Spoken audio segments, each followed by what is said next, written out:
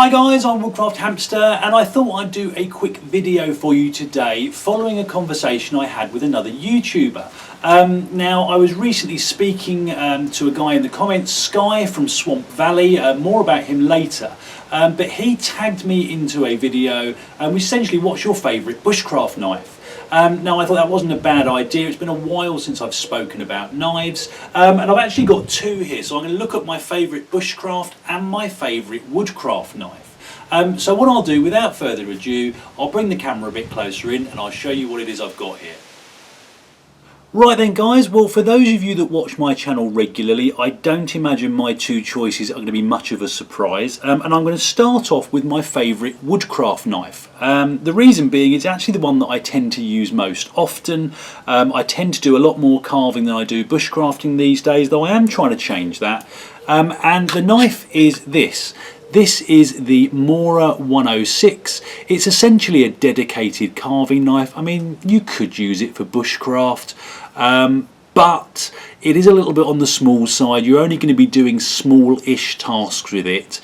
You know, you can make feather sticks with it. You're not really going to be preparing firewood much beyond that. But it's a really, really nice little knife for what it's designed for. I've got the wooden handle version here. You would have seen my videos on the slightly cheaper one with the ABS plastic handle. It's got a Scandi grind.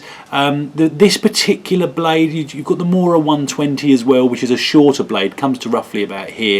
I just find the longer blade gives me a little bit more control, a little bit more, a few more options, let's say. But you know, it's a very, very sharp blade. It's very, very easy to keep sharp through stropping or just normal sharpening. And as a quick example, you know, I can use this to take off some really, really fine shavings if I need to, you know, detail carving. And it works really, really well for that. Because of the longer blade, I can get in and I can do kind of radiuses in things like spoons. I'm not going to show you loads of work with these, but you know, this is just a really, really nice sort of general purpose, all-purpose carving knife. If I had to recommend just one knife for carving, this would most certainly be it. I've got others, I've got other Moras, I've got other more expensive brands, but this particular knife is the one that I go to almost every time. I do use the others. I do like to break out a new knife every now and again, or a knife I haven't used for a while, but this is the one I always seem to fall back on.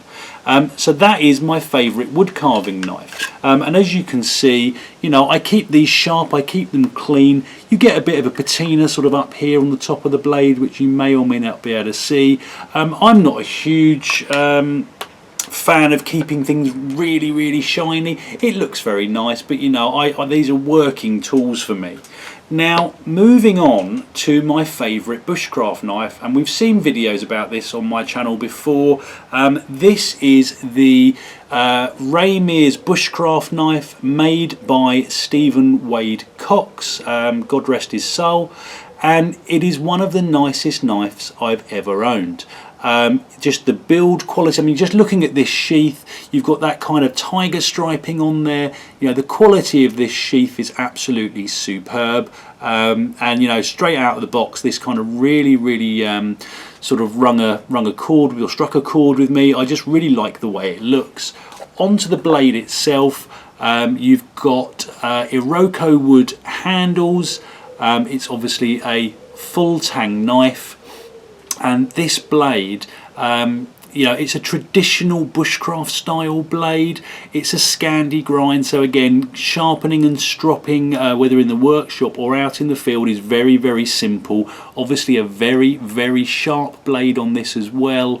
And what I wanted to point out more than anything, if I give you a bit of a close-up, if you look at the upper section of the blade, you know, the non-sharp part, not the bevel essentially, you'll notice that it's got a bit of a patina on it. Now, unlike Sky, who tagged me in his video, now I forget the name though, the Karasudo I think it was, I can't remember the particular model. Now his was almost a mirror, and it was a beautiful looking knife, don't get me wrong, I'm certainly not knocking it. But for me, shiny knives are all well and good when they come out of the box, but as I say, I kind of tend to use them and abuse them. You know, I will keep them in good maintenance, don't get me wrong, but you know, for example, you look at the back of the spine, all right, it's a little bit lighter up here where it gets less use, but on the handle I really like the way the metal darkens and sort of almost blends in with the handle. Handle itself, it's just a really nice shape. I'm not sure if there's a particular word for this style, but it fits my hand really, really nicely. And again, you know, this is what I use when I use this for carving as well. If I'm out in the field, I won't normally take more than one knife out with me. This is fine for carving, but what it really excels at is kind of all your bushcraft style tasks. You know, you can make feather sticks with this all day long. All right, this is a piece of wood, so probably a little bit less than ideal for it, but you know, just as a quick example, you know, I've got no issue getting enough tinder and kindling for a fire make with this. This will do. I mean, I've battened with this. I often have an axe with me, so I don't need to, but you know, it will batten, and I have battened it. You know, it's definitely not a draw queen.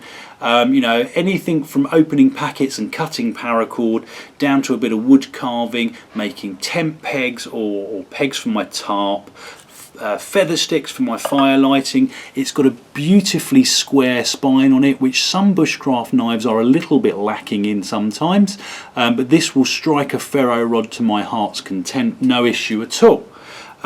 So essentially, these are my two favourite bushcraft and wood carving knives respectively. If I was on a budget, you know, and there's an argument to be had for whether this is worth the money, and I know a lot of people have very differing opinions on this. I mean, I love it, I'm glad I bought it. I probably wouldn't spend this much on a knife again, but I'm glad that I own this one, and it will certainly outlast me, if not outlast kids and grandkids and what have you. But if I was on a budget, or if you're looking for something a little bit on the cheaper side, I would suggest the Mora either clipper, which this is, or the Mora heavy duty. And these, pound for pound, in my opinion, are the best bushcraft knives on the market. Now obviously there are some differences. If you look at the thickness of the blade, for example, and even the heavy duty, which does have a thicker blade, is not as thick as this. The build quality is noticeably different. This is a much heavier knife because there's more material on there. I like the handles of the Moras. They've got kind of an ABS and rubberized plastic handle. It's comfy to use, I've got no issue with it. This just feels slightly nicer. And really the difference between the two of these is the time and the materials and the production quality that goes into them. These are mass produced. These were hand produced by Stephen Wade Cox, and you can just feel the difference. You know, it's not a very good analogy, but it's the difference between buying a cheap runaround car and a pristine kind of specialist sports car. Now they both do the same job, and that's probably the difference in that analogy is, you know, a very expensive sports car will do a lot more than a very cheap runaround. But it's just the feel, the quality, the difference. But I love both these knives. If I'm going away somewhere and there is a risk of, if I'm going to like a bushcraft gathering or something like that, and fortunately it's not that prevalent in our kind of field, but you know, you do find things going missing at these places, and I will normally take a Mora just in case something does disappear. If I'm bushcrafting by myself, this is my usual go-to, just because, you know, I've bought it, I spent a lot of money on this, why would I not use it? You know, there are some people who are knife collectors that will buy something like this and they will keep it in a drawer or on a display, and they will own it for the fact of owning it. Now that's not for me personally. If that's your thing, you know, by all means go ahead. I don't think there's anything wrong with that. But for me, if I've got a tool, I want to use it. Right then guys, so those were my favourite woodcraft and bushcraft knives. So thanks to Sky from Swamp Valley for tagging me in and making me think about that. Quick shout out to him as well. I've recently got into his channel.